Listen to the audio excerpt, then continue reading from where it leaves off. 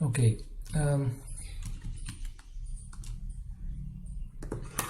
आज हम ट्रांसफॉर्मर्स पढ़ेंगे।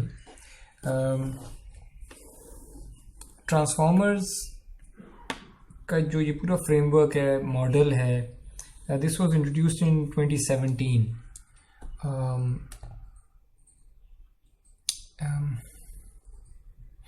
और ये लैंग्वेज मॉडलिंग के लिए this gives state of the art results. जो चीज़ आज हम पढ़ेंगे, अगर आपने लैंग्वेज मॉडलिंग करनी है तो लैंग्वेज मॉडलिंग के जो state of the art results हैं वो ट्रांसफॉर्मर्स के थ्रू आते हैं। विच मीन्स कि जितने भी ये सीक्वेंस टू सीक्वेंस मैपिंग के टास्क हैं, जितने भी टाइम सीरीज डेटा के टास्क हैं, उन पे अगर आप अच्छी परफॉर्मेंस चाहते हैं और क्विक ट्रेनिंग चाहते हैं तो आपको ट्रांसफॉर्मर्स का पता होना चाहिए। लेट्स सी कि ये क्या चीज़ें हैं। अब तक हमने जो हमने इनकोडर डिकोडर मॉडल देखा था, यानी सीक्वेंस टू सीक्वेंस मैपिंग के लिए हमने कहा था कि आप अपने इनपुट सीक्वेंस को इनकोड करें किसी रिप्रेजेंटेशन में, और फिर उस इनकोडिंग को, उस रिप्रेजेंटेशन को यूज करें to decode your output sequence. तो ये तो था स्टैंडर्ड इनकोडर डिकोडर मॉडल। और फिर हमने कहा था कि डिकोडिंग के टाइम इट्स वेरी हेल्पफुल कि आप डिकोडिंग अटेंशन के साथ करें, यानी आप फाइनल इनकोडेड स्टेट को ना देखें, सिर्फ फाइनल इनकोडेड स्टेट को ना देखें, आप जितने भी इनकोडेड स्टेट्स थे एट एवरी टाइम स्टेप सारों को देख लें, लेकिन उनका एक वेटेड सम ले लें।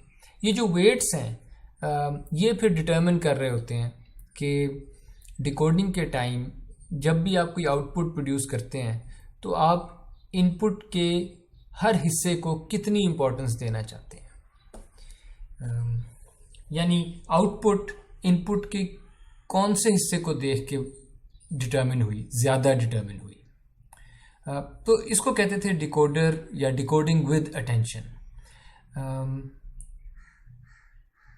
सो नोटिस कि हमने अटेंशन का आइडिया हमने इनकोडिंग के दौरान यूज़ नहीं किया था, हमने अटेंशन का आइडिया डिकोडिंग के टाइम पे एक्सप्लॉइट किया था। आज हम इनकोडिंग के टाइम अटेंशन का आइडिया एक्सप्लॉइट करेंगे, और यही ट्रांसफॉर्मर्स का मेन आइडिया है कि आप इनकोडिंग जब कर रहे थे तब ही क्यों नहीं आपने अपने साथ वाले वर्ड्स को देख लिया, इनपुट के दूसरे हिस्सों को इनकोडिंग प्रोड्यूस करते हुए देख लेते। ठीक है,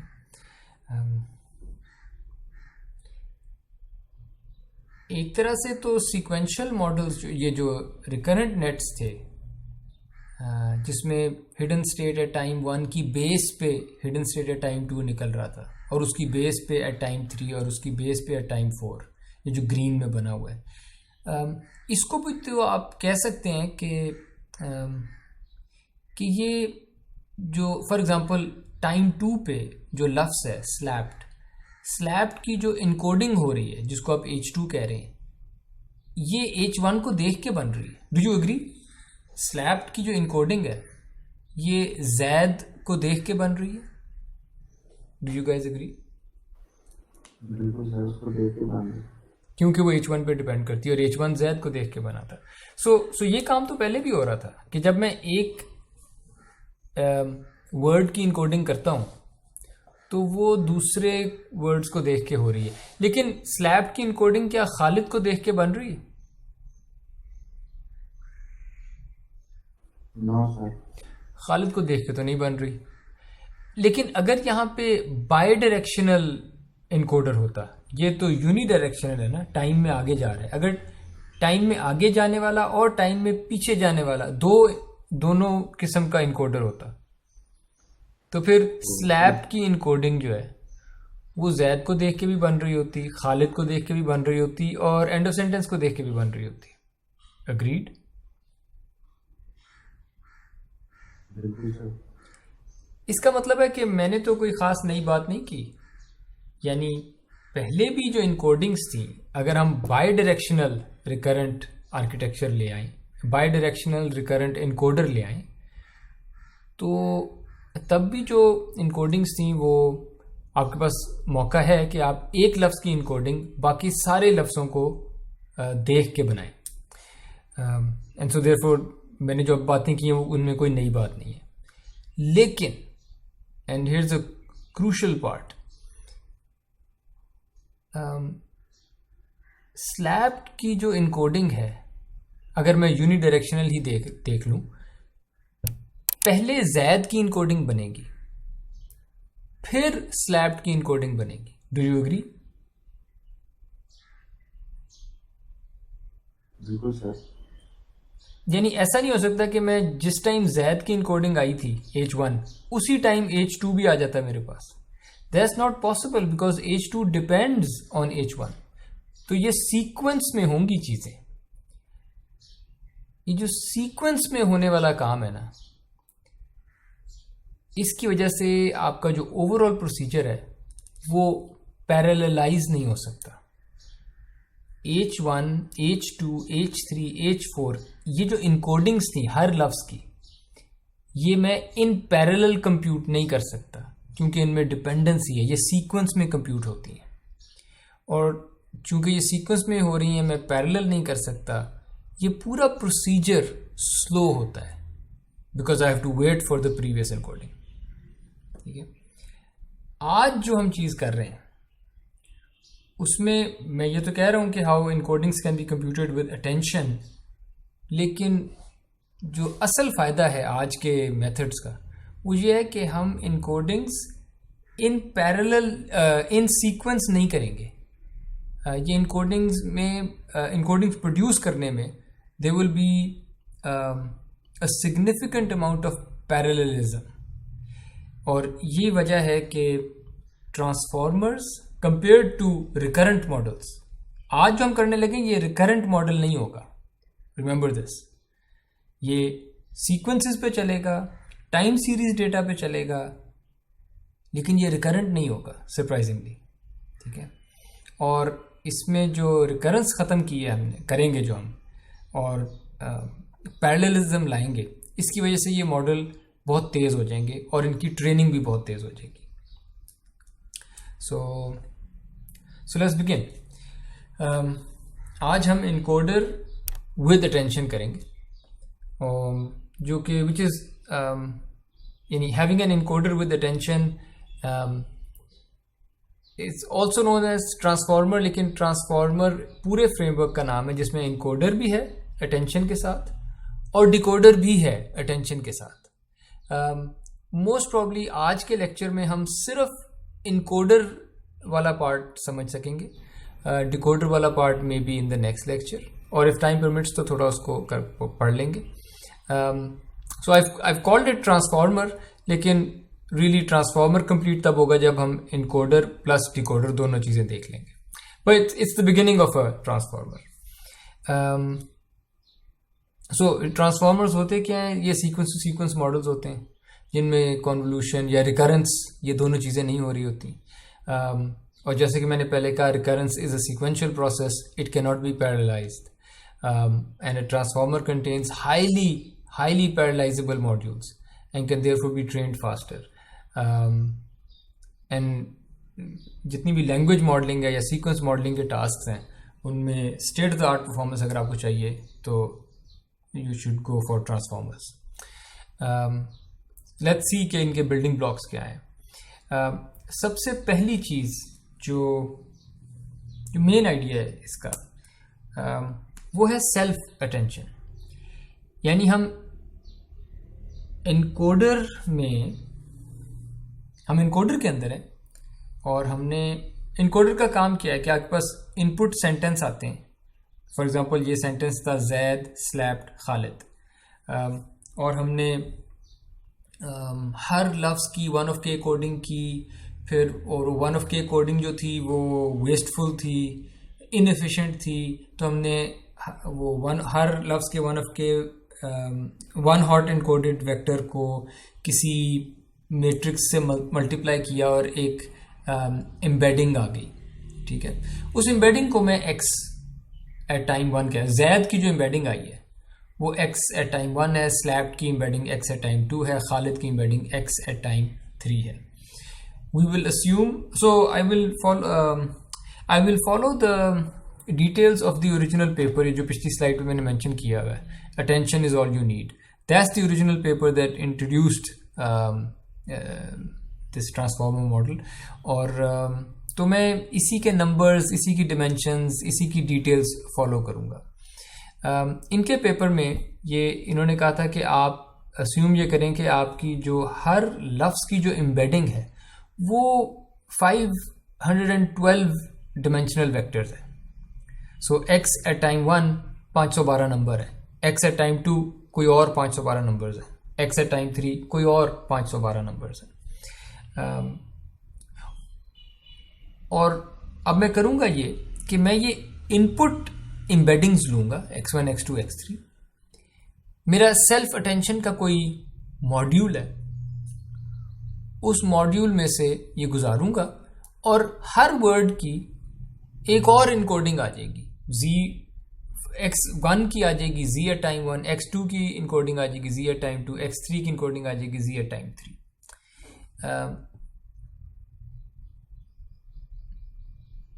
नाउ लेट्स सी कि सेल्फ अटेंशन मॉड्यूल में हो क्या रहा होता है, यानी how do we produce z at any time t.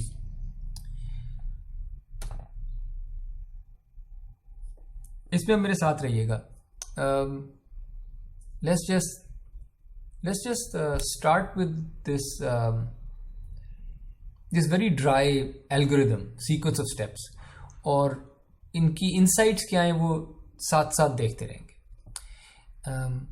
सबसे पहले आपके पास जो भी x1 x2 x3, for example हमारा जो सेंटेंस था वो 3 वर्ड्स का था, जैद स्लैप्ड खालिद. यानी इनपुट में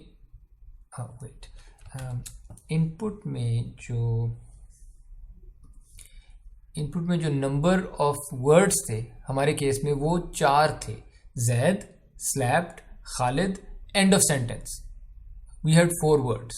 ठीक है, तो हमारे केस में, हमारी एग्जाम्पल में ये 4 वर्ड्स था.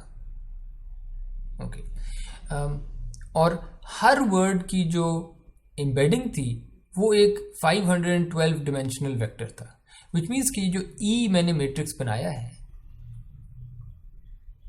इसके अंदर आपकी ये वैल्यूज पड़ी है. ये vector x at time 1, x at time 2, x at time 3 and x at time 4.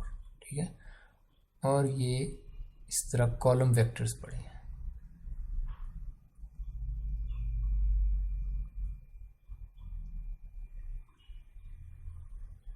And this gives you 512 by 4. That's the size of your input matrix E. ये सेल्फ अटेंशन के मॉड्यूल को feed होगा. ठीक है, now consider 3 matrices and they are learnable. ठीक है, एक matrix का नाम है WQ, एक का नाम है WK. ये दोनों एक ही साइज के हैं. ठीक है, इनमें 512 कॉलम्स हैं, 64 रोज हैं. Okay, and you have another matrix WV जो कि स्क्वायर मैट्रिक्स है. ठीक है, that's no, that it can't be. चलिए let's see. Okay, that's 512 by 512. तो मेरे पास 3 मैट्रिसेस हैं और जो मेरे पास इनपुट मैट्रिक्स था एम्बेडिंग्स का हर टाइम स्टेप पे, कैपिटल E, मैंने उस कैपिटल E पे ये 3 लीनियर ट्रांसफॉर्मेशन अप्लाई कर दी है. रिकॉल फ्रॉम प्रीवियस लेक्चर्स कि जब भी आप मैट्रिक्स मल्टीप्लिकेशन करते हैं तो it's equivalent to applying a linear transformation. तो मैंने क्या किया, मेरे पास जो मैट्रिक्स WQ था उसको मैंने अपने एम्बेडिंग्स के मैट्रिक्स से मल्टीप्लाई कर दिया. नाउ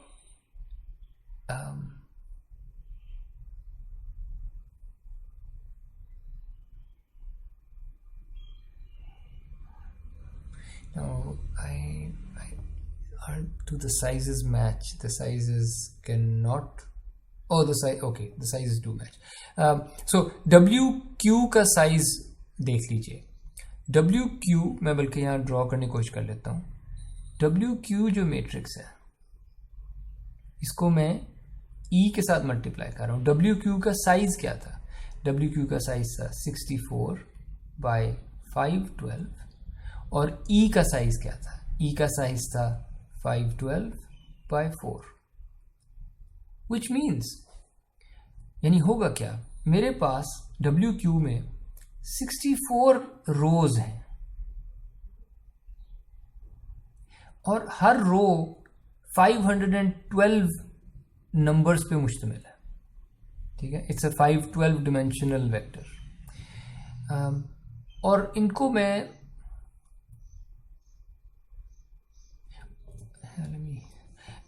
मैं मल्टीप्लाई करता हूँ ई के साथ. और ई के अंदर क्या पड़ा है? ई के अंदर 512 डिमेंशंस के ही वेक्टर्स पड़े. कितने? जितने वर्ड्स थे आपके पास, 4 वर्ड्स थे. That's E.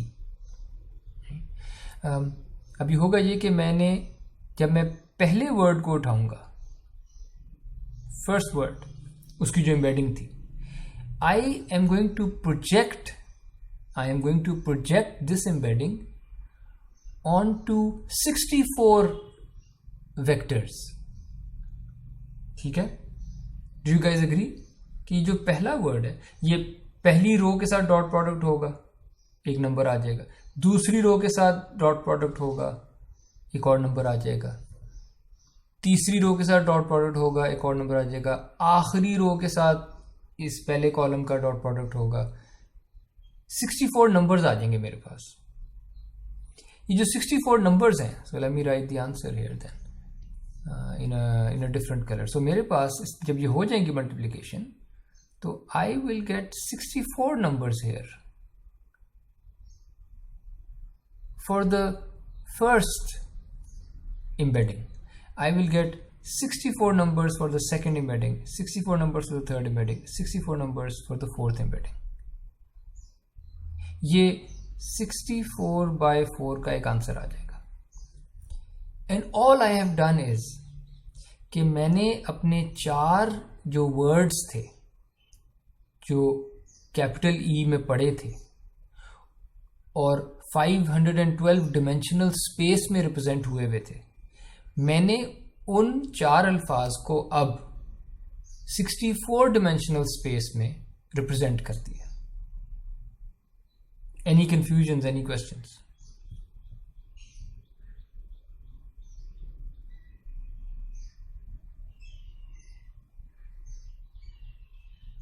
Anyone?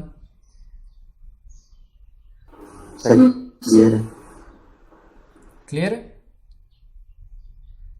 Yes sir. Okay.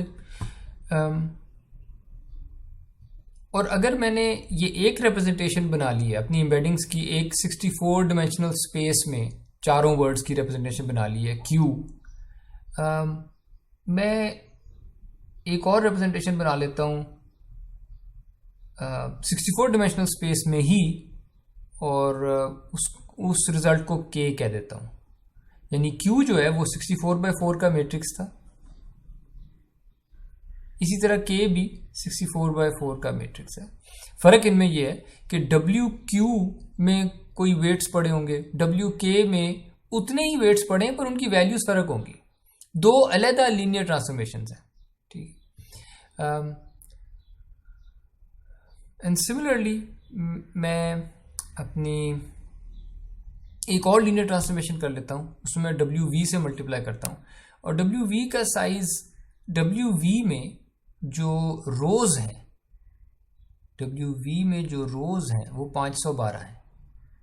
यानी I am projecting from a 512 dimensional space into a 512 dimensional space once again.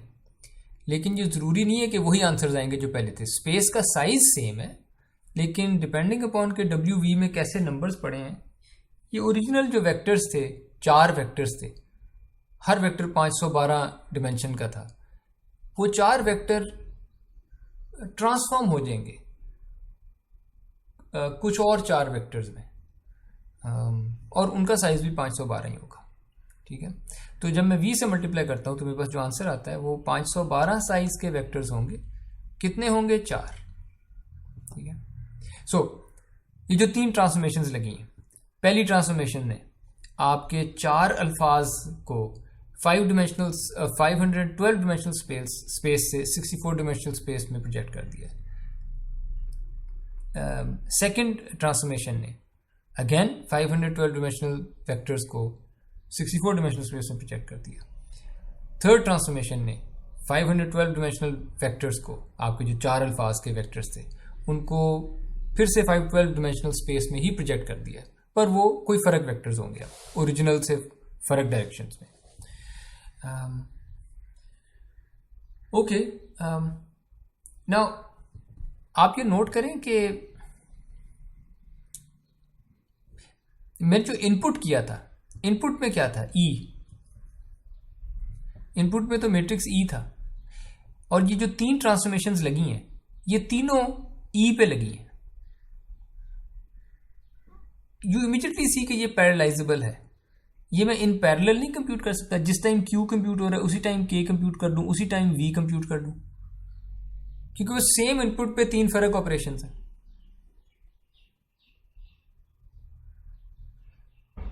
यानी क्यू जो है वो डिपेंड तो नहीं करता ना कि के का आंसर क्या था।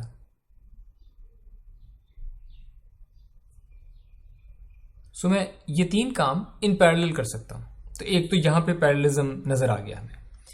फिर जिसको आप मैट्रिक्स और वेक्टर मल्टीप्लिकेशन कहते हैं, वो खुद हाईली पैरेललाइजेबल है। फॉर एग्जाम्पल, अगर मैं ये वाली रो कंप्यूट कर रहा था, ये वाला कॉलम कंप्यूट करने के लिए मुझे डब्ल्यू क्यू पूरा चाहिए, लेकिन ई कितना चाहिए? ई में से कौन सी रो या कॉलम मुझे चाहिए होगा? Anyone? First one. Only the first one. यानी अगर आप मुझे डब्ल्यू क्यू दे दें और ई का ये वाला कॉलम दे दें फर्स्ट, तो मैं फाइनल रिजल्ट का ये फर्स्ट कॉलम प्रोड्यूस कर दूंगा। विच मीन्स कि इधर भी अच्छा खासा पैरेललिज्म है कि आप ये जो पहली कंप्यूटेशन थी फर्स्ट कॉलम की, ये क्या कहेंगे, प्रोसेसर कह दें, एक प्रोसेसर को दे दें, दूसरे कॉलम की जो कंप्यूटेशन है दूसरे प्रोसेसर को दे दें, अगले की कंप्यूटेशन अगले प्रोसेसर को दे दें, तो जितनी देर में एक ने करना था, अगर मेरे पास लेट्स से 4 प्रोसेसर थे, तो उतने टाइम में चारों आंसर आ जाएंगे। ठीक है, तो मैट्रिक्स और वेक्टर मल्टीप्लिकेशन या मैट्रिक्स मल्टीप्लिकेशन वैसे ही पैरेललाइजेबल होती है, हाईली पैरेललाइजेबल। तो एक वो फायदा है फिर ये कि ये 3 कैलकुलेशंस क्यू, के और वी ये भी पैरेललाइजेबल है। तो you begin to see all of this parallel, the potential for parallel processing taking place. Okay, अभी हमने, लेट्स स्टेप बैक, हमने अभी किया क्या? एम्बेडिंग्स थी मेरे पास 4 वर्ड्स की, मैंने उनको 3 मुख्तलिफ किस्म की स्पेसेस पे प्रोजेक्ट कर दिया, और वो जो प्रोजेक्टेड रिप्रेजेंटेशंस आई हैं, 2 उनमें से 64 डिमेंशनल थी और एक उनमें से 512 डिमेंशनल प्रोजेक्शन आ गई। अब मैं क्या करता हूँ,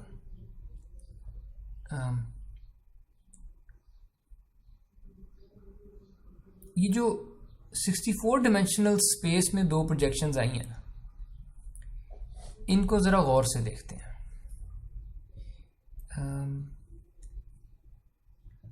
What I'll do is,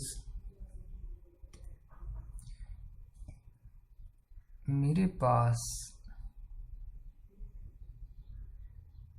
मैं क्यू ट्रांसपोज लिखने लगा हूँ, क्यू का ट्रांसपोज, यानी क्यू में ये पहला कॉलम ऐसे था, तो मैं ब्लू में ये पहला कॉलम ट्रांसपोज करके लिख दिया,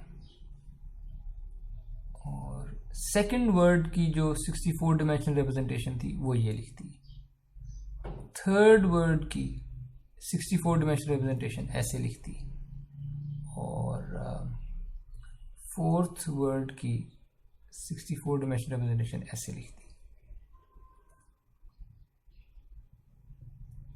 ये क्यू ट्रांसपोज है,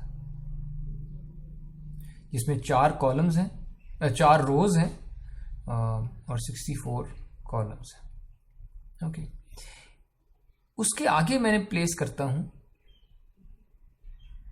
मैट्रिक्स के, और के के अंदर क्या पड़ा है? के के अंदर ये एक 64 डिमेंशनल वेक्टर पड़ा है जो रिप्रेजेंट करता है पहले वर्ड को। फर्क किस्म का है ये, लेकिन ये पहले वर्ड को रिप्रेजेंट करता है, क्यू से फर्क है। और सेकंड कॉलम में सेकंड वर्ड की रिप्रेजेंटेशन पड़ी है के हिसाब से, थर्ड कॉलम में थर्ड वर्ड की रिप्रेजेंटेशन पड़ी है के हिसाब से, और फोर्थ कॉलम में फोर्थ वर्ड की, एंड दैट गिव्स यू के। एंड के का साइज वी नो 64/4। जब आप ये मल्टीप्लाई करेंगे, let's just focus on this first word की जो क्यू में रिप्रेजेंटेशन है। Let's focus on this one. क्या आप मुझे बता सकते हैं ये किस किस से मल्टीप्लाई होगा ये vector? Can anyone help me out? Second matrix के चारों कॉलम्स के साथ, यानी चारों वर्ड्स के साथ। जी, यानी हाँ जी, ये जो फर्स्ट रो में चीज पड़ी है क्यू ट्रांसपोज में, वो इन चारों कॉलम्स से मल्टीप्लाई होगा बारी बारी, डॉट प्रोडक्ट्स होंगे, 4 स्केलर वैल्यूज, 4 आंसर आ जाएंगे मेरे पास।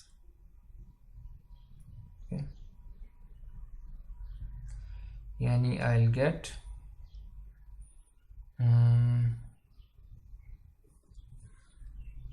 कलर्स में तो चलिए मैं कुछ कोशिश कर लेता हूँ। यानी ब्लू का डॉट प्रोडक्ट होगा एक दफा ब्लू के साथ, एक दफा रेड के साथ, एक दफा लाइट ब्लू के साथ, और एक दफा ग्रीन के साथ। ये डॉट प्रोडक्ट्स 4 नंबर आ जाएंगे मेरे पास। डॉट प्रोडक्ट क्या रिप्रेजेंट करता है? Anyone? Similarity. Exactly, dot product similarity represent करता है, विच मीन्स कि ये जो 4 नंबर मेरे पास आएंगे यहाँ पे, ये 4 नंबर किसके साथ सिमिलैरिटी रिप्रेजेंट कर रहे हैं? फर्स्ट वर्ड की के हर वर्ड के साथ। एग्जैक्ट, फर्स्ट वर्ड की जो क्यू में रिप्रेजेंटेशन है, फर्स्ट वर्ड की जो क्यू में रिप्रेजेंटेशन है, उसकी सिमिलैरिटी देख रहे हैं चारों वर्ड्स की जो के में रिप्रेजेंटेशन है उनके साथ। ठीक है, तो सिमिलरिटी मेरे पास इस तरह जो है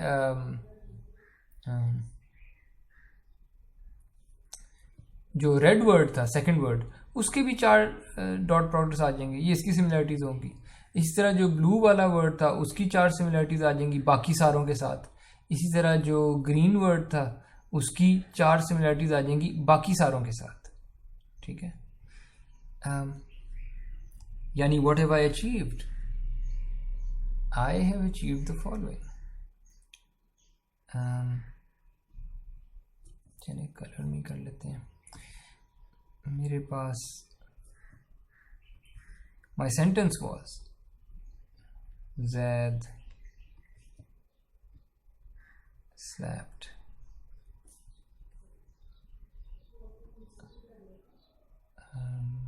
Khalid and end of sentence. ये मेरा पूरा सेंटेंस था, 4 लफ्ज़ों से बना हुआ. And what I have managed to achieve so far is this. जो रिजल्टिंग 4x4 मैट्रिक्स मेरे पास पड़ा है,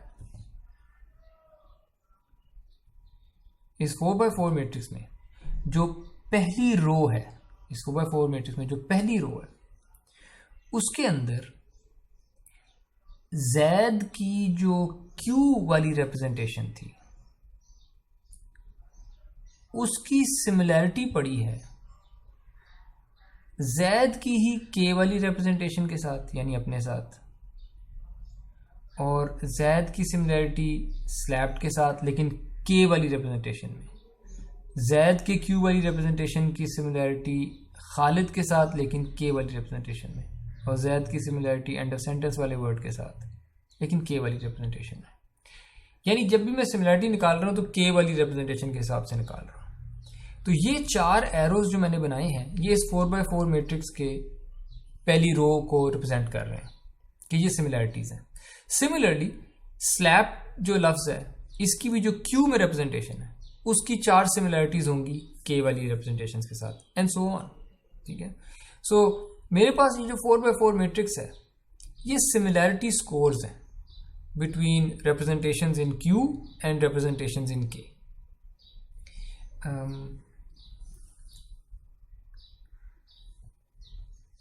So अगर मैं इस इक्वेशन को ज़रा ब्रेक डाउन करूं, ये Q transpose K over here is a 4x4 matrix, यानी number of words by number of words, जितने भी सेंटेंस में वर्ड्स थे. उसके बाद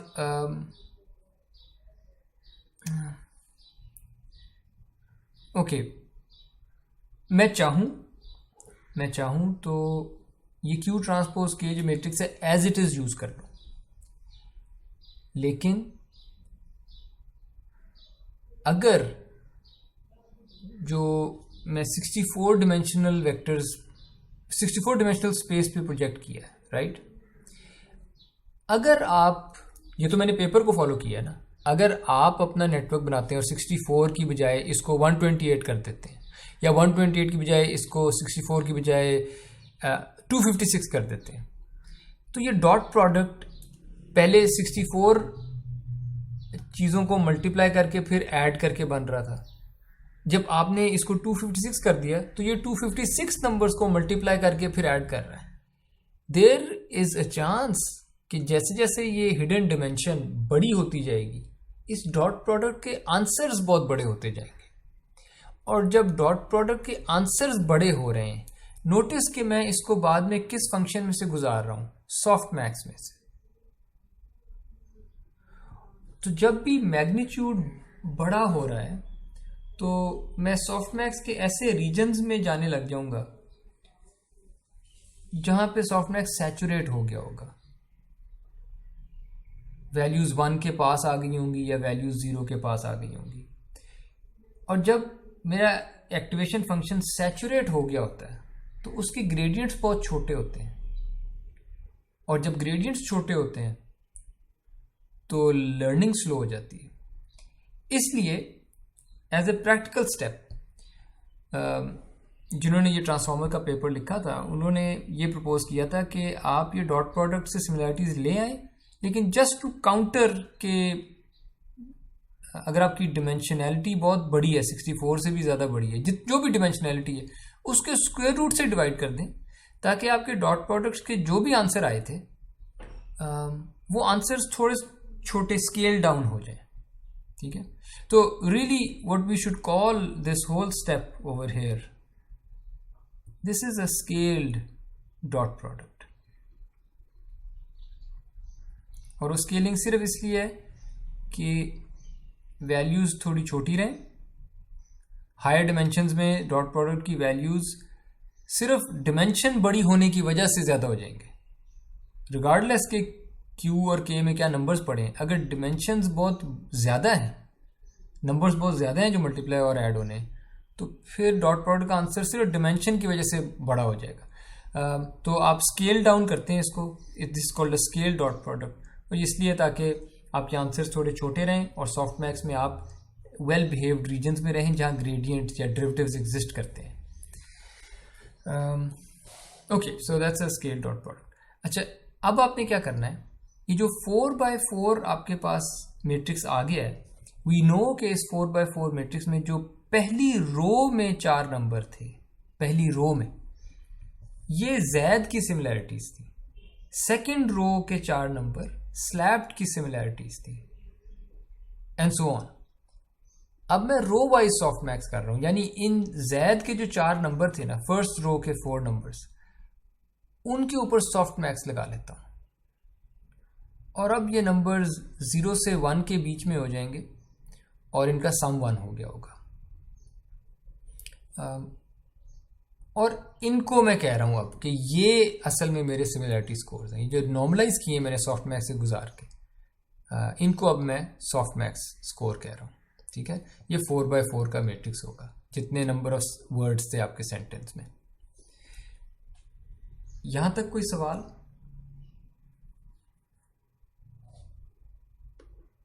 क्योंकि there is one more step, 4 steps हैं सेल्फ अटेंशन के।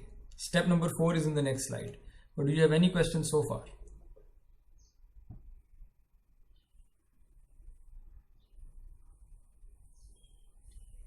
सॉफ्ट मैक्स जब भी हमें यूज करना है, अगर हमें पता है कि सॉफ्ट मैक्स में आने वाली वैल्यूज बहुत बड़ी हैं, बहुत छोटी हैं, तो वी कैन अप्लाई ये वाली चीज के उसे डिवाइड कर दें, स्केल डाउन कर दें, मतलब ये किसी भी सिनेरियो में कर सकते हैं।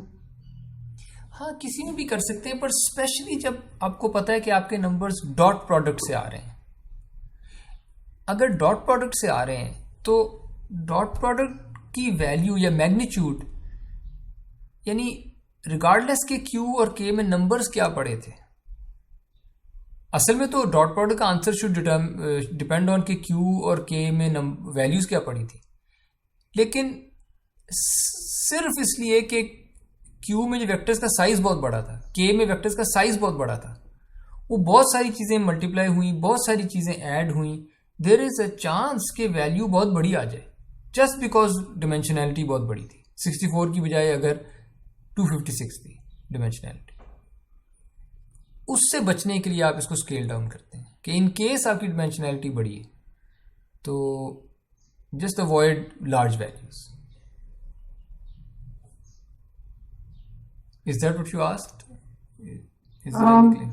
मैं इसमें सिनेरियो में पूछ रही हूँ क्योंकि जिसमें RNNs हैं उसमें भी ऐसा होता है कि मल्टीपल स्टेप के अगेंस्ट आने वाली आउटपुट जो है वो लॉस, जिस वक्त हम लॉस कंप्यूट करते हैं, आपको याद होगा लैंग्वेज मॉडलिंग में आपने जो लॉस का फंक्शन लिखा हुआ था कि हम तमाम टाइम स्टेप्स के ऊपर आने वाली जो वैल्यूज होती हैं हमारे पास, जी जी, जो आउटपुट वेक्टर्स होते हैं, उससे जो लॉस कंप्यूट करते हैं वो सब ऐड हो रहा है, और सबको जब हम ऐड करते हैं तो it will be a very big number.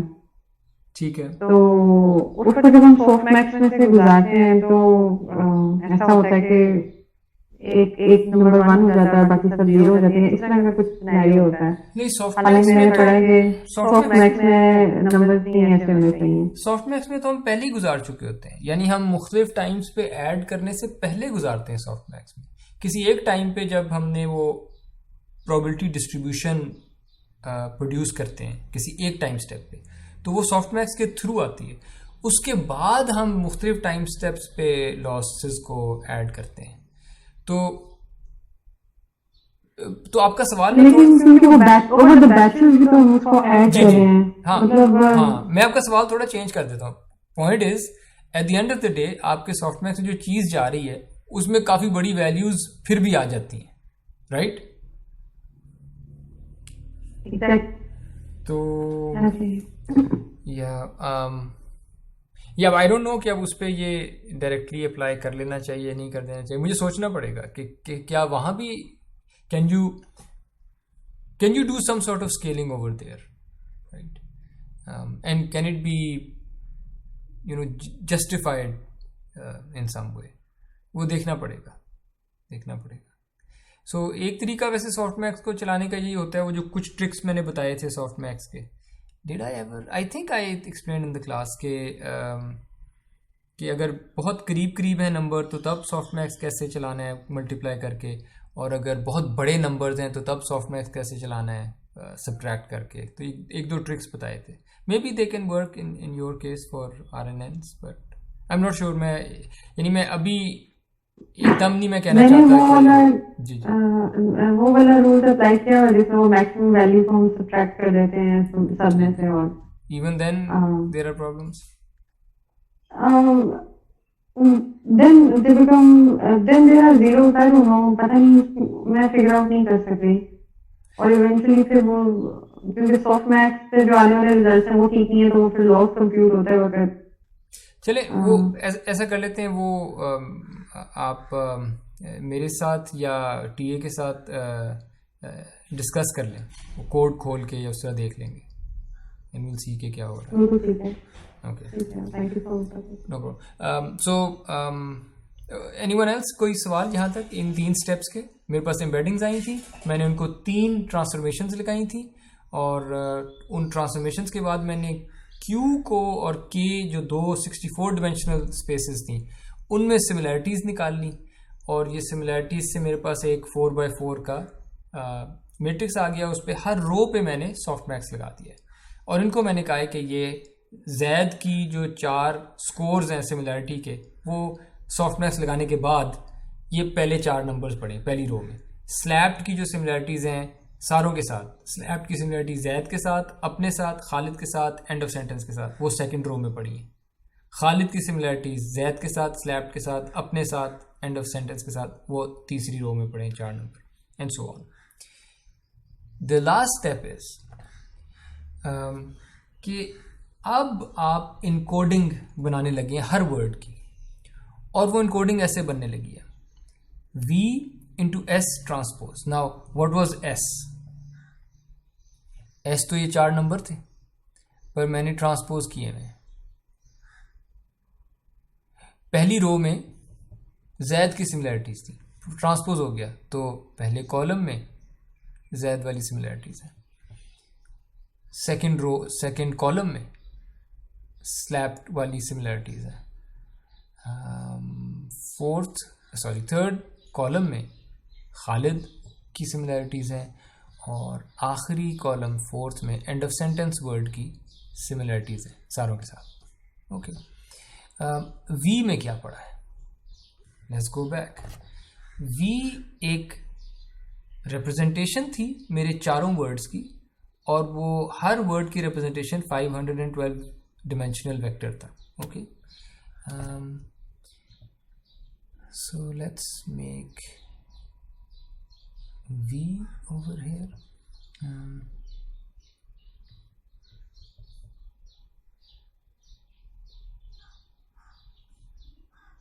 So पहले वर्ड की 512 डिमेंशनल रिप्रेजेंटेशन, दूसरे की I don't know where this is going, लेकिन लेट्स सी, तीसरे की और चौथे की 512 dimensional. Let's see, size match करते हैं। So we have 512 by 4 and then S transpose is still 4 by 4. Answer 512 by 4 आ जाएगा। ठीक है। पर वो आंसर रिप्रेजेंट क्या करता होगा? ये कह रहा होगा this times, how do I represent this?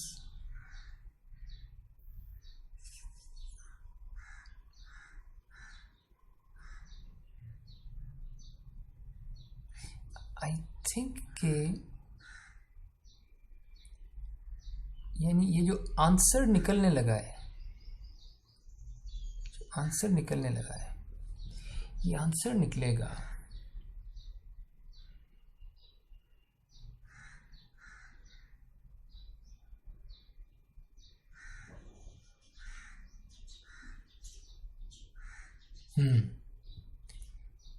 I think इस आंसर को आप इस तरह से व्यू कर सकते हैं.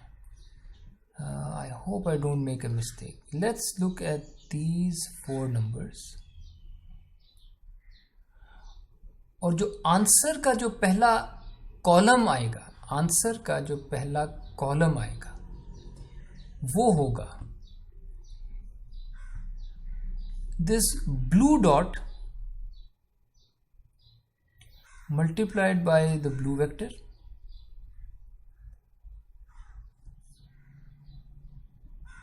plus this red value जो similarity थी multiplied by the red vector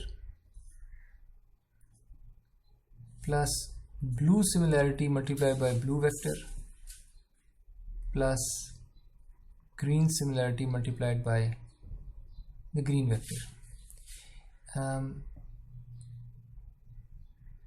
ये जो मैंने लिखा है पूरे का पूरा, ये जब मैं ये ऐड कर लूंगा ये सिर्फ एक वेक्टर आ जाएगा और इस वेक्टर का साइज होगा 512 by 1. 512 डिमेंशनल एक वेक्टर आ जाएगा.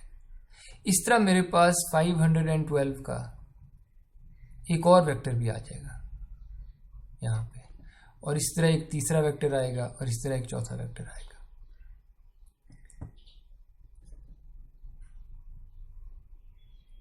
और ये जो वेक्टर्स आए हैं, the first 512 dimensional vector here, ये रिप्रेजेंट कर रहा है, ये मेरी इनकोडिंग है ऑफ द फर्स्ट वर्ड. ठीक है, इसको मैं कहने लगा हूं कि ये मेरा z वेक्टर है एट टाइम 1. ये इनकोडिंग है ऑफ x1 जो शुरू में एम्बेडिंग आपने इनपुट की थी. ये जो सेकंड टाइम पे आया है ये इनकोडिंग है x2 की, let's call it z at time 2. ये इनकोडिंग है of the word at time 3. ये इनकोडिंग है of the word at time 4.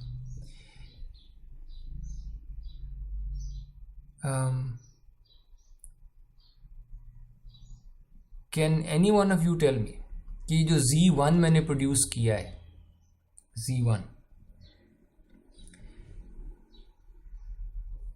क्या ये इन चारों से प्रोड्यूस नहीं हुआ? ब्लू, रेड, लाइट ब्लू और ग्रीन, इन चारों को मिला के नहीं बना z1?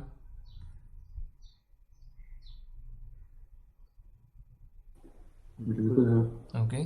सिमिलरली जो z2 बना होगा वो भी इन चारों को मिला के बना होगा, लेकिन मिलाने वाले जो वेट्स हैं वो ये सेकंड रो में पड़े हैं. Do you agree? सिमिलरली जो z3 बना है वो भी इन चारों को मिला के बना है, लेकिन मिलाने वाले जो वेट्स हैं वो थर्ड रो में पड़े हैं. सिमिलरली z4 वो भी इन्हीं चारों को मिला के बना है, लेकिन मिलाने वाले वेट्स फोर्थ रो में पड़े हैं. So the linear combination weights are different, but it's the linear combination of these 4 things जो v में पड़ी हैं. v में पड़ा क्या था? v के अंदर क्या आपकी एम्बेडिंग्स की ही कोई ट्रांसफॉर्मेशंस नहीं पड़ी थी? और जो एम्बेडिंग्स थी क्या वो चारों वर्ड नहीं थे? एम्बेडिंग के अंदर जैद भी था, स्लैप भी था, खालिद भी था, एंड ऑफ सेंटेंस भी था, विच मीन्स कि वी के अंदर जैद की भी कोई रिप्रेजेंटेशन है, स्लैप्ड की भी है, खालिद की भी है, एंड ऑफ सेंटेंस की भी है. इनफैक्ट वी के वो जो 4 कॉलम्स हैं ये जैद की रिप्रेजेंटेशन है, ये स्लैप्ड की रिप्रेजेंटेशन है, ये खालिद की और ये एंड ऑफ सेंटेंस की. और जब मैंने कैपिटल Z प्रोड्यूस किया है,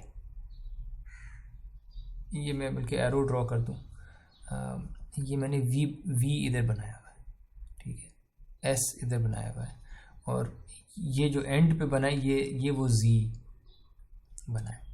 ये जो एंड पे मेरे पास इनकोडिंग चाहिए Z, इसमें कोई भी एक column, the first column is the encoding of the first word, but this encoding is produced by looking at or using or attending to all 4 words: Zaid, slapped, Khalid, end of sentence. Yani, have I not introduced attention in my encodings? मेरी encoding at time 1 चारों लफ्ज़ों को देख के बनी है, मेरी encoding at time 2 चारों लफ्ज़ों को देख के बनी है, encoding at time 3, encoding at time 4. Her word, her time step पे जो वर्ड है उसकी इनकोडिंग सारे वर्ड्स को देख के बन रही है और सीक्वेंस में नहीं हो रहा है। ये सीक्वेंस में नहीं हो रहा, ये मैं इन वन गो कर रहा हूं, एक ही स्टेप में ये सारा कुछ हो रहा है, साइमल्टेनियसली हो रही है। ठीक है, so therefore that's what I have emphasized here. I hope you guys can agree कि each word has now been encoded by attending to all words in the sentence. Do you agree?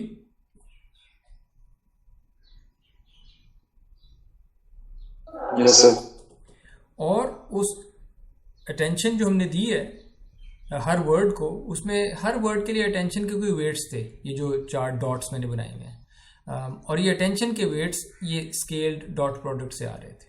ये और तरीक़ों से भी compute किए जा सकते हैं, हमने स्केल डॉट प्रोडक्ट से किए हैं, और मेथड्स भी प्रपोज हुए हैं इसके लिए, पर ये स्केल डॉट प्रोडक्ट जो है ये एक एफिशिएंट क्विक तरीका है और ये बाकी मेथड्स जितने अच्छे रिजल्ट्स दे देता है।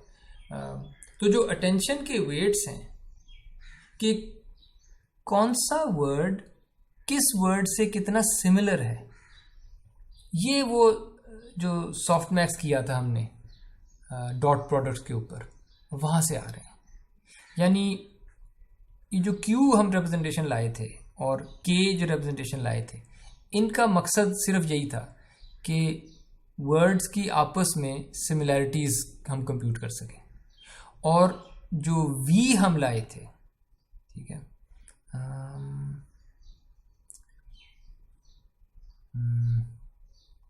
वी हम ये इनकोडिंग्स के लिए लाए थे, एज इन वी जो थी ये वो 512 डिमेंशनल इसीलिए रखा था क्योंकि हम चाह रहे थे कि अगर इनपुट 512 नंबर्स की, आउटपुट भी मेरी 512 नंबर्स की आए, यानी जैसी इनपुट एम्बेडिंग आई है उसी साइज़ की आउटपुट इनकोडिंग हो जाए मेरे पास। और ये इसके अंदर वो इनकोडिंग्स पड़ी थी जिनको बाद में मैंने जिनके लीनियर कॉम्बिनेशन लिए, यानी ये वी मेरे फाइनल इनकोडिंग्स नहीं हैं, लेकिन वी के अंदर जो चीज़ें पड़ी हैं, ये वाले 4 कॉलम्स फॉर एग्जांपल, इनके लीनियर कॉम्बिनेशन से मैं या इनको अटेंड करके, इन पे अटेंड करके मैं अपनी फाइनल इनकोडिंग लगाता हूँ। और किस वर्ड को प्रोड्यूस करने के लिए किस वर्ड को कितना अटेंड करना है, उसका फैसला ये क्यू और के करते हैं। टर्मिनोलॉजी में बताता जाऊँ, इसको क्वेरी कह देते हैं, क्वेरी मैट्रिक्स, इनको कीज कह देते हैं और इनको वैल्यूज कह देते हैं। ठीक है, that's why they use this Q, के एंड वी। सो क्वेरी, की एंड वैल्यू। ओके, सो आप किसी का कोई सवाल कि हमने इनकोडर में अटेंशन मैकेनिज्म कैसे प्रोड्यूस किया, and this is self attention, यानी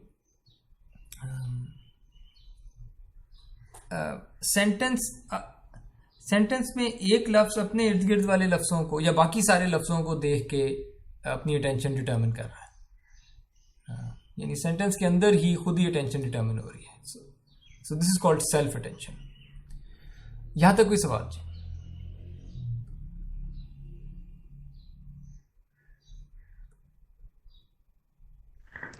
डॉक्टर वैसे मुझे ये क्लियर नहीं है, यानी आपने जो हमारा स्कोर्स वाला मैट्रिक्स था उसको हमने हमारे एक और प्रोजेक्टेड मैट्रिक्स के साथ सिर्फ इसलिए मल्टीप्लाई किया कि ताकि वो अपनी ओरिजिनल डायमेंशंस पे आ जाए। ये क्यू और के की बात कर रही हैं या वी की बात कर रही हैं? नहीं, मैं एस और वी की बात कर रही हूँ। हाँ, ओके। एस और क्यू और के तो एस तो हमारा स्कोर मैट्रिक्स आ गया, ये तो पता चलता है। अब जो हम इसको वी के साथ करते हैं, इसका डॉट प्रोडक्ट लेते हैं, जी, वी मैंने सिर्फ तो क्या उसका मकसद, मैंने सिर्फ इसलिए बनाया था कि मुझे आउटपुट इनकोडिंग चाहिए थी और मुझे आउटपुट जो है वो 512 डिमेंशनल चाहिए थी। यानी हाँ डायमेंशनैलिटी को चेंज करने के लिए ही सिर्फ है ये, दोबारा बताइएगा। या इसका क्या सर, क्या इसका सिर्फ यही मकसद है कि हम डायमेंशनैलिटी चेंज कर दें इसकी, जो हमारा स्कोर मैट्रिक्स है उसकी? ओके, वी का मकसद ये है जिस साइज की भी आपको आउटपुट पे इनकोडिंग्स चाहिए, जिस साइज की भी चाहिए, आप वी का साइज वैसा रखते हैं, ठीक है? जिस साइज की भी चाहिए, आपको 2 डिमेंशनल चाहिए, यहाँ 512 की बजाय 2 लिखते हैं। आपको 1000 डिमेंशनल चाहिए, आप 512 की बजाय 1000 इधर करते हैं। वी सिर्फ जो है ये पोटेंशियल इनकोडिंग्स है, पोटेंशियल असल, और ये हर लफ्ज की अलहदा है। वी में हर लफ्ज की अलहदा इनकोडिंग हुई है, इसलिए मैं उसको ब्लू, रेड, लाइट ब्लू और ग्रीन से बना रहा हूं। जो सिमिलैरिटी स्कोर्स हैं ये कहते हैं कि अच्छा, एक वर्ड, पहला वर्ड फॉर एग्जांपल, इसकी क्या सिमिलैरिटीज थी बाकी सारों के साथ? तो जितनी इनकी सिमिलैरिटी थी उसी हिसाब से लीनियर कॉम्बिनेशन ले लें चारों वर्ड्स का, ये एक वेक्टर आ जाएगा और मैं कहूंगा कि ये पहले वर्ड की इनकोडिंग है, ठीक है? तो we are my potential encodings, but they only depend on the word at that particular time. इसमें कोई अटेंशन, कोई फोकस नहीं है बाकी लफ्जों पे। एस में जो सिमिलैरिटीज लेके आया हूं ना, और फिर एस के साथ ये जो मल्टीप्लाई करता हूं, ये लीनियर कॉम्बिनेशंस बनते हैं।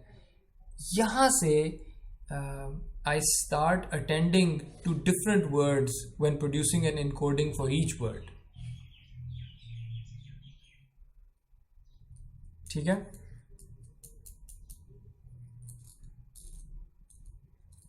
डजंट लुक लाइक कि ठीक है।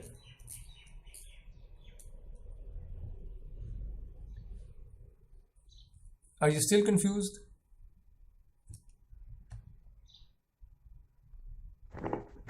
I think मेरी नजर में तो इसका फिलहाल यही मकसद है कि हम ये जिस तरह हमारे प्रोजेक्शन मैट्रिसेस होते हैं डायमेंशन चेंज करने के लिए, भी वो ये all that is doing is कि ये हमारी जो सबके साथ सिमिलैरिटी स्कोर है उसको भी उस इंफॉर्मेशन को भी इनकोड कर रहा है हमारे उस मैट्रिक्स के अंदर। जी, आपकी पहली बात बिल्कुल शायद दोनों बातें सही हैं, पर पहली बात इज इम्पॉर्टेंट कि वी जो है वो बस एक रिप्रेजेंटेशन थी। आपने आपकी ओरिजिनल जो स्पेस थी उस पे एक मैट्रिक्स अप्लाई किया और एक और रिप्रेजेंटेशन ले आए हैं। V was just a transformation of the original x's, ठीक है? लेकिन सिमिलैरिटी स्कोर्स हैं जो मिक्सिंग करना शुरू करते हैं अब लफ्जों की। यानी ये चार जो रिप्रेजेंटेशंस थी वी के अंदर, ये अलहदा ही, एक्स भी अलहदा पड़े थे, वी के अंदर भी जो चीज़ें ये अलहदा पड़ी हैं, कोई मिक्सिंग नहीं हुई वर्ड्स की। जब आपने एस के साथ मल्टीप्लाई इस तरीके से किया है तो जितने ये वर्ड्स सिमिलर थे उतनी ही मिक्सिंग हुई है इनकी। And that's the role of these similarity scores, S. ठीक है। फॉर एग्जाम्पल, इसकी ज़रूरत क्यों पेश आती है? I think I should have given an example. इसकी ज़रूरत क्यों पेश आती है? अगर होता Zaid slapped Khalid who then cried. मुझे बताएं, who cried? खालिद। क्या ये जैद नहीं हो सकता? सो हमें चले जुमलों का कोई कॉन्टेक्स्ट पता होता है, हम कहेंगे कि यार ये who is most probably referring to Khalid. ये मैं कहना चाह रहा हूं कि ये कोई सिमिलैरिटी स्कोर्स इस तरह की इंफॉर्मेशन कैप्चर कर रहे हैं कि जब मैं हु को इनकोड करूं ना, हु की जो इनकोडिंग है, हु एक वेक्टर में कन्वर्ट होगा। मैं चाहूंगा कि हु का जो वेक्टर बन रहा है उसमें खालिद का वेक्टर इंक्लूड हो जाए स्ट्रॉन्ग वेट के साथ, हाई वेट के साथ, और बाकी सारों के जो वेक्टर्स हैं वो ना इंक्लूड हो। इसकी सिमिलरिटी कम होगी, इसकी सिमिलरिटी शायद ज़्यादा होगी, hopefully. And that's what we are trying to achieve here, कि एक लफ्ज़ की इनकोडिंग बाकी लफ्ज़ों की इनकोडिंग से मिल के बन रही हो, और वो लफ्ज़ जो कॉन्टेक्स्ट के हिसाब से रिलेटेड है, उनकी इनकोडिंग्स एक दूसरे को ज़्यादा अफेक्ट कर रही हैं। ठीक है, सो दैट्स सेल्फ अटेंशन। और सेल्फ अटेंशन का मैंने को बेसिक आइडिया तो दे दिया है कि एम्बेडिंग्स आई, 3 रिप्रेजेंटेशंस थी, क्वेरी, की, वैल्यू। क्वेरी और की को मैंने यूज़ करके सिमिलरिटी स्कोर्स निकाल लिए, और सिमिलरिटी स्कोर्स की बेस पे ये जो वैल्यूज़ थी, यानी नई एम्बेडिंग्स, जो ट्रांसफॉर्म्ड एम्बेडिंग्स थी वी में, उनके मैंने लीनियर कॉम्बिनेशन ले लिए, और वो लीनियर कॉम्बिनेशन जो हैं वो सिमिलरिटी स्कोर्स की बेस पे हो रहे हैं। इसका मतलब है कि जो मेरे पास रिजल्ट आया है फाइनल एम्बेडिंग जी, वो अब सारे वर्ड्स को देख के बन रही, हर वर्ड की एम्बेडिंग बाकियों को देख के बन रही है। It is made by attending to all the words in the sentence. ये तो था बेसिक आइडिया, लेकिन असल में सेल्फ अटेंशन का जो इम्प्लीमेंटेशन थी उनके पेपर में, उसमें असल में ना 3 चीज़ें थी इन एडिशन टू दिस। असल आइडिया तो ये था, but there were 3 things happening. एक ये थी, नंबर 1, इनके पास जैद की जो भी एम्बेडिंग थी ओरिजिनल x1 जो भी थी, इन्होंने हर टाइम पे जो एम्बेडिंग है ना, x1 embedding at time 2, embedding at time 3 every word वर्ड, उनके साथ they added something called positional encoding. यानी आप ये बताना चाह रहे हैं कि जैद जो लफ्ज़ आया है और उसकी जो भी इनकोडिंग है वो पहली पोजीशन पे पड़ी है। For example, is there a difference between these 2 sentences? Zaid slapped Khalid and Khalid slapped Zaid. Is there a difference?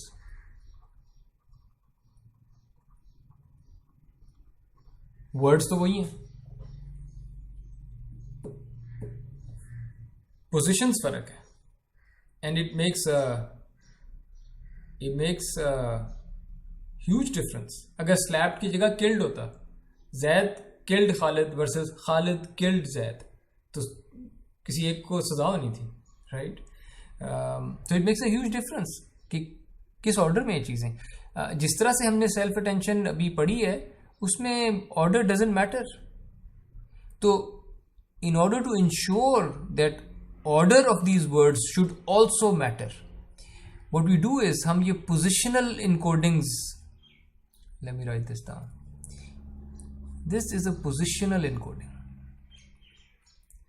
First position की जो इनकोडिंग है वो ये इस तरह का वेक्टर है जिसकी फ्रीक्वेंसी बहुत लो फ्रीक्वेंसी एक वेक्टर है, यानी सारी वैल्यूज सेम पड़ी है। And then there is a little bit high frequency vector, ये रिप्रेजेंट करता है कि ये सेकंड पोजीशन की बात हो रही है, और फिर ज़्यादा हाई फ्रीक्वेंसी वेक्टर है जो ज़्यादा चेंज हो रहा है, और उसका मतलब है कि ये थर्ड पोजीशन की बात हो रही है। सो अब जितनी भी पोजीशंस होंगी, आप पोजीशंस को ना इस तरह डिफरेंट फ्रीक्वेंसीज के वेक्टर्स, जिसमें ये जो चेंज है इनका वो कुछ में आहिस्ता हो रहा है, फिर तेज़ हो रहा है, फिर और तेज़, फिर और तेज़, फिर और तेज़, तो ये सॉर्ट ऑफ साइनोसाइडल सा इफेक्ट है। साइनोसाइडल सा जो इफेक्ट है, this can represent the positions of each word. तो आप करते क्या हैं, आप अपनी ओरिजिनल एम्बेडिंग को लेते हैं, उसके अंदर ये पोजिशनल इनकोडिंग ऐड करते हैं और कहते हैं ये मेरा एक्स आ गया। This is what you feed into the self attention layer after adding positional embedding. Okay, उसके बाद आप सेल्फ अटेंशन करते हैं। सेल्फ अटेंशन में वही सारा कुछ वो जो था WQ, WK, WV, और वो सिमिलरिटी स्कोर्स, और फिर सॉफ्ट मैक्स के थ्रू सिमिलरिटी स्कोर्स, और फिर लीनियर कॉम्बिनेशन के थ्रू जी के अंदर आपके पास हर वर्ड की एम्बेडिंग प्रोड्यूस होती है, और उसको हम कहते थे embedding at time 1, embedding at time 2, embedding at time 3. Well, before computing these embeddings, आप एक ये सेकंड जो एडिशनल डिटेल है इधर, वो ये है कि आपके पास रेजिडुअल स्किप कनेक्शन है. रेजनेट पढ़ा था ना आपने, और ये कुछ भी नहीं है सिवाय कि आपका जो भी एम्बेडिंग निकली थी, असल में तो जो यहां से निकला था उसको आप जी कहते थे. सेल्फ अटेंशन से जो भी निकला था, आपने बस ये किया है कि जो सेल्फ अटेंशन को फीड हुआ था पहले एक्स एट टाइम 1, वो एक्स एट टाइम 1 ऐड कर दें इसमें. ठीक है, स्किप कनेक्शन क्या यही नहीं होता था, x plus F of x, यानी जो भी फंक्शन था, इस केस में जो एफ ऑफ एक्स जिसको मैं कह रहा हूं वो सेल्फ अटेंशन का फंक्शन है. एफ इज सेल्फ अटेंशन, और जो रेजिडुअल कनेक्शन जब कहते थे उसका आंसर ऐसे निकलता था, x plus F of x. ये वही हो रहा है. सेल्फ अटेंशन का आंसर जी था, मैं उसके अंदर जो इनपुट पास की थी एक्स, वो भी ऐड कर देता हूं, और इसको मैं कहता हूं कि ये मेरा इनकोडिंग आ गई. ठीक है, हर टाइम स्टेप पे मैं स्किप कनेक्शन डाल रहा हूं. ठीक है, that's two things. The third additional detail is this layer norm step. Okay, now layer norm क्या चीज है? लेयर नॉर्म आप लोगों के समझने के लिए, layer norm is exactly batch norm, लेकिन अप्लाइड ऑन दीज वैल्यूज. जो भी यहां पड़ा है, जो भी यहां पड़ा है, जो भी यहां पड़ा है, जो भी यहां पड़ा है, ये असल में तो एक वेक्टर है z एट टाइम 1, पर मैं इसको ट्रीट ऐसे करने लगा हूं कि एज इफ ये बैच था. ये बैच में पहली वैल्यू थी, ये बैच में सेकंड वैल्यू थी, बैच में थर्ड वैल्यू, बैच में fourth value. Is this clear कि ये लेयर नॉर्म जो नई चीज मैं डिस्क्राइब कर रहा हूं, ये z1 जो एक वेक्टर आया है जिसका साइज बाय द वे, ये यहां तो चार मैंने बना दिए, असल में तो ये 512/1 का वेक्टर है. z at time 1, z at time 2 512/1, z at time 3 512/1, और मैं इन 512 वैल्यूज को ट्रीट ऐसे करने लगा हूं कि जैसे मेरे पास बैच 512 का था और उसमें हर एक की कोई वैल्यू थी. तो मुझे आगे कुछ कहने की जरूरत नहीं है, मेरा बैच आ गया है, 512 वैल्यूज हैं. आप इसमें से मीन निकाल सकते हैं, आप इनमें से वेरिएंस निकाल सकते हैं, आप इनको नॉर्मलाइज कर सकते हैं. नॉर्मलाइज करने के बाद इफ़ यू रिकॉल कि लेट्स से नॉर्मलाइज जब हो जाते हैं उसको जी हैट कह देते हैं. उसके बाद जी हैट को आप मल्टीप्लाई करते थे, I don't know, sigma g hat plus beta. तो ये सब लर्नेबल होते थे. स्केलिंग और एडिटिव एक पैरामीटर होता था. एक्चुअली जी हैट म्यू और सिग्मा स्क्वायर नहीं है, पर I hope you get the idea कि म्यू और सिग्मा स्क्वायर की बेस पे आप जी हैट निकालते थे.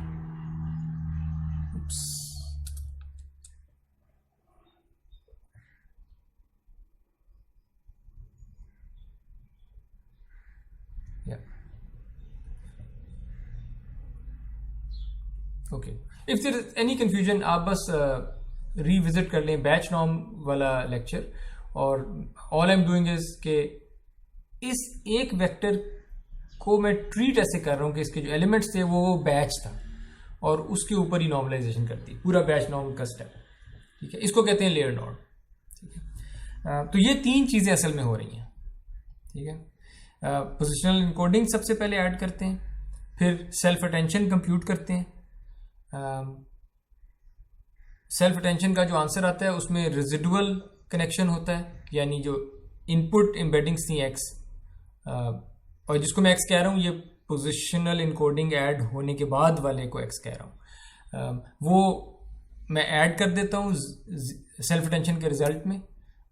और फिर जो भी वेक्टर्स आते हैं हर टाइम स्टेप पे 5 12 by 1 का वेक्टर आता है, उस वेक्टर के ऊपर 512 नंबर्स के ऊपर मैं बैच नॉर्मलाइजेशन लगा देता हूँ, which is called layer norm. So this is what is happening inside a self attention layer, ठीक है। और ये जो सेल्फ अटेंशन आप करते हैं ना, इसमें आप सीख ये लेते हैं कि for instance if you had this sentence Zaid slapped Khalid, so आपने सीखा ये होता है कि when it is time to encode Zaid, then how much should I focus on Zaid, how much should I focus on slapped, and how much should I focus on Khalid, ठीक है। Similarly, when it's time to encode slapped, you say how much should I focus on myself, how much weight should I give to the encoding of Zaid, and how much weight should I give to the encoding of Khalid, and so on. और ये self attention layer आपको ये सारी चीजें दे देती है, but जब आप लर्न कर चुके हैं ये पैरामीटर्स, WQ लर्न हो गया, WK लर्न हो गया, WV लर्न हो गया, जो भी लर्नेबल था इधर सब कुछ लर्न हो गया मेरे पास, तो उसके बाद मैंने कोई एक तरीका सीख लिया है इनके आपस में अटेंड करने के लिए, लफ्जों के आपस में सेल्फ अटेंशन का एक तरीका सीख लिया है। एन एक्सटेंशन इज कि आप अगर एक सेल्फ अटेंशन मॉड्यूल के वेट्स लर्न कर सकते हैं, आप ऐसा करें, आप and as the paper proposes, ये मैंने इसलिए 8 लिख दिया, पर you can have multiple self attention modules. जो आयत सेल्फ अटेंशन मॉड्यूल होगा उसके जो मेट्रिसेस हैं उनको मैं WQI, WKI, WVI कह देता हूँ। हर सेल्फ अटेंशन मॉड्यूल जब अपना पूरा काम कर लेगा तो पहले सेल्फ अटेंशन मॉड्यूल से जो इनकोडिंग्स आई होंगी लफ्जों की वो Z1 आ गई। अगर हम साइजेस यहां पे लिख दें, हमारे साइजेस होंगे 5 12 by 4, ये Z1 का साइज होगा। इसी तरह 5 12 by 4 ये Z8 का साइज होगा। इस तरह की 8 मेरे पास इनकोडिंग्स आ गई हैं। एक सेंटेंस के 4 वर्ड्स की एक इनकोडिंग का जो तरीका था वो Z1 था, एक और इनकोडेड रिप्रेजेंटेशन Z2 आई है, एक और इनकोडेड रिप्रेजेंटेशन Z3 आ गई है। मेरे पास 8 डिफरेंट तरीकों से सेम सेंटेंस की इनकोडिंग्स आ गई हैं, जिसमें Z1 के अंदर जैद खालिद के साथ कितना डिपेंडेंट है, उसकी इनकोडिंग कितने वेट के साथ ऐड हुई है, वो एक तरीका होगा। Z2 में जैद और खालिद में सिमिलरिटी फर्क होगी, Z3 में जैद और खालिद में सिमिलरिटी फर्क होगी। यानी वाई शुड इट बी कि अटेंड करने का एक ही तरीका होना चाहिए। अटेंशन के मुख्तलिफ तरीके भी तो हो सकते हैं, ठीक है। या अटेंड करने के मुख्तलिफ तरीके हो सकते हैं। हम उसको 8 डिफरेंट मौके दे रहे हैं, एक सेंटेंस को 8 डिफरेंट तरीकों से तुम इनकोड कर सकते हो, ठीक है। इसे कहते हैं मल्टी हेडेड अटेंशन, यानी मेरे पास अटेंशन के 8 हेड्स हैं। लेकिन इससे नुकसान ये होगा कि पहले तो 4 लफ्ज थे और 4 ही इनकोडिंग्स निकलती थी, हर इनकोडिंग 5 12 डिमेंशनल होती थी, पर इनकोडिंग 4 निकलती थी। Now I will gate 8 into 4 32, ठीक है, but I only need 4 encodings. तो इसका सोल्यूशन ये है, कंकैटिनेट द जी आईज, ठीक है, सी आई Z1 ऐसे रख दें 512 बाय, चलिए मैं साइजेस में अभी फंस जाऊंगा, पर just concatenate the g i's appropriately, और उसके बाद ये जो कंकैटिनेटेड रिप्रेजेंटेशन होगी 8 की, उस पूरी रिप्रेजेंटेशन को प्रोजेक्ट करते हैं ऑन टू 512 डिमेंशनल स्पेस। यानी एक वर्ड का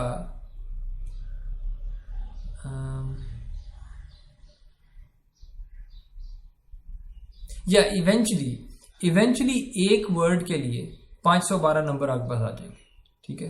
वो यू विल हैव टू सी कि ये कंकैटिनेट कैसे करने हैं, और वो ये जो प्रोजेक्शन मैट्रिक्स है जिसको मैं WO कह रहा हूँ कि ये आउटपुट के लिए जो फाइनल मैट्रिक्स है,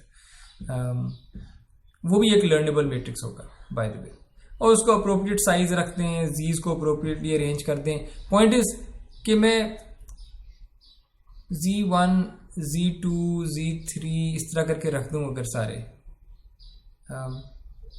इसका साइज आई थिंक बन जाएगा 512 by 32. All I need to do is place W. Where should I place W? I don't know, W इधर या W इधर, I don't know. इनमें से किसी एक जगह पे W प्लेस होगा, W का एक सर्टन साइज होगा, और W की rows, what I care about is कि W में रोज कितनी है। और रियली W में मुझे 4 रोज चाहिए, W मुझे 4 रोज चाहिए होंगी, सो आई थिंक W यहाँ पे होगा, ये शायद नहीं होगा। W का साइज विल बी 4 by 512, नहीं, I don't know, I'll just mess this up right now. Point is कि आप अपनी सारी एम्बेडिंग्स को कंकैटिनेट कर सकते हैं और फिर प्रोजेक्ट कर सकते हैं। प्रोजेक्ट इस तरह से करेंगे कि फाइनल जो आपके पास आंसर आ रहा है Z, उसका साइज जो है वो 512 by 4 हो। तो this is what you wanted eventually, ठीक है। लेकिन इससे होगा ये कि you can learn 8 different ways of attending, of self-attention of the whole sentence. So that's multi-headed attention. And once you're done with this multi-headed attention,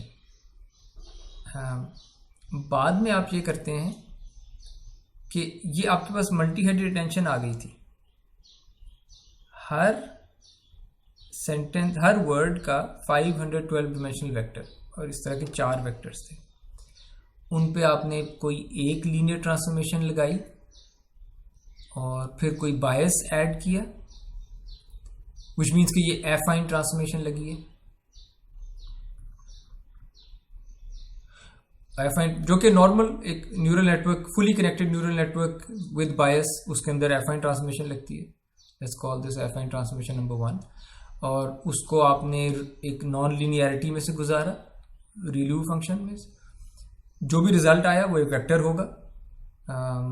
और W1 में जो रोज हैं वो हम ज़रा ज़्यादा रखते हैं, पेपर ने भी ज़्यादा रखी हैं, तो ये रिल्यू के बाद you will have a 2048 dimensional space जिसमें प्रोजेक्ट कर दिया लफ्ज़ों को, या जिसमें रिप्रेजेंट कर दिया लफ्ज़ों को। उसके बाद आप एक और ट्रांसफॉर्मेशन लगाते हैं W2, this is another affine transformation plus bias, तो ये सेकंड एफाइन ट्रांसफॉर्मेशन लगी है, ठीक है। लेकिन इसको आपने नॉन लीनियरिटी से नहीं गुजारा। और W2 में 512 रोज है। At the end of the day हुआ ये है, E का साइज 512 by 4 ही आएगा, ठीक है। And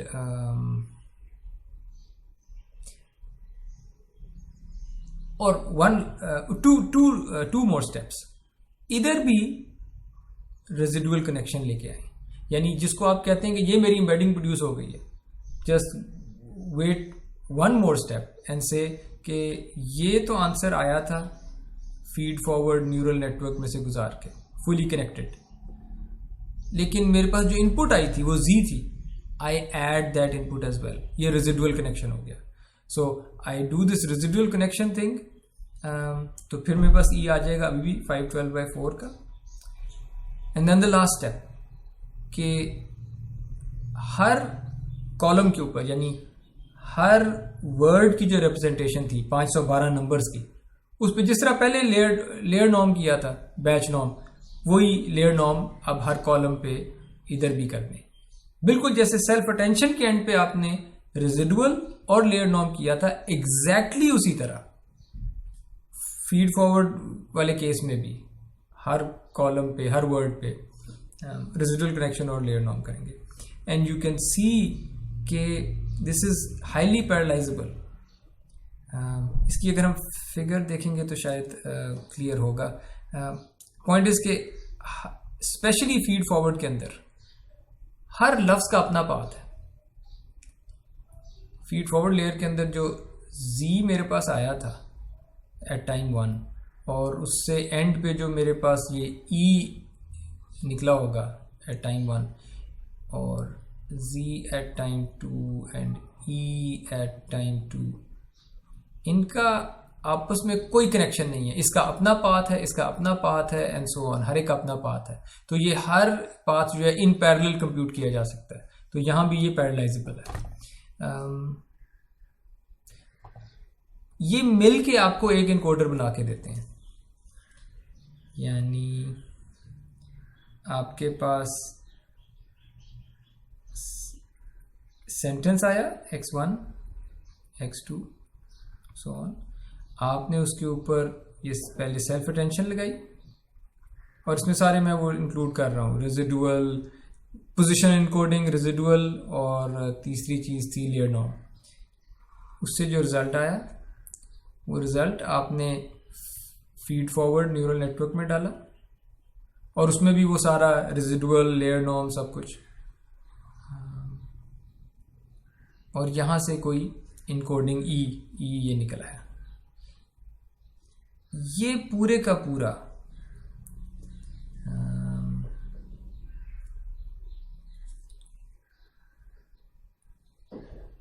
this is an encoder.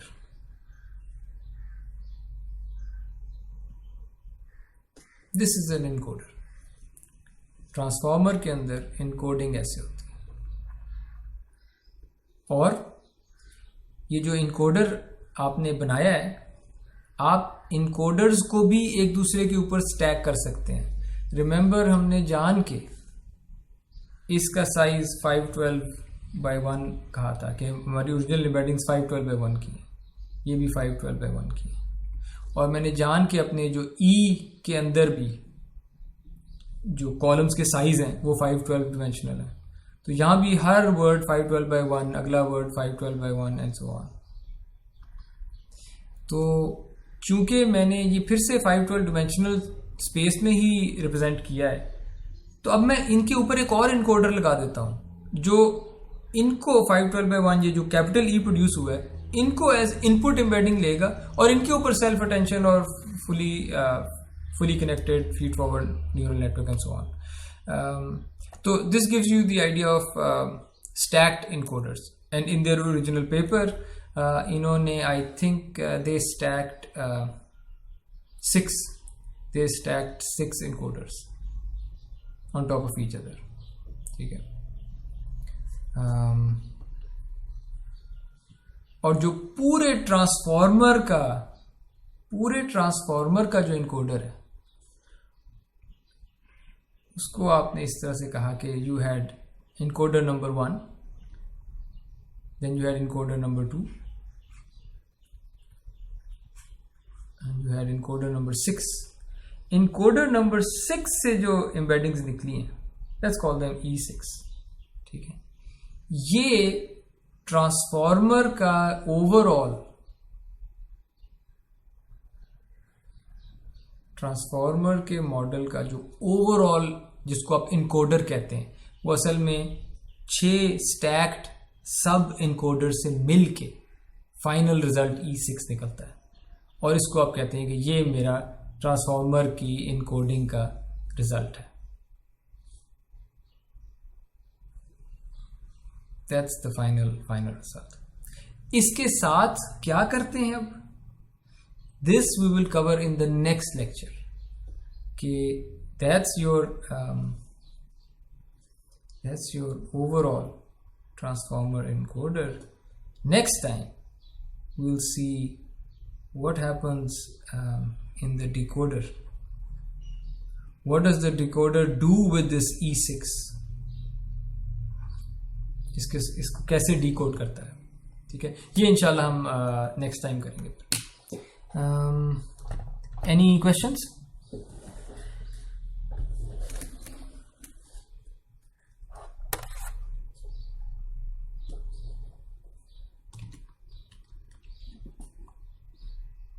Any questions जी?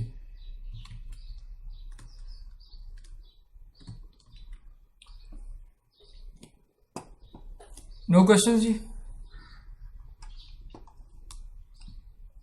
चलें नो सर। चलें ठीक है जी। इफ़ नो मोर क्वेश्चंस तो मुझे इजाज़त दें। आप लोगों का बहुत शुक्रिया।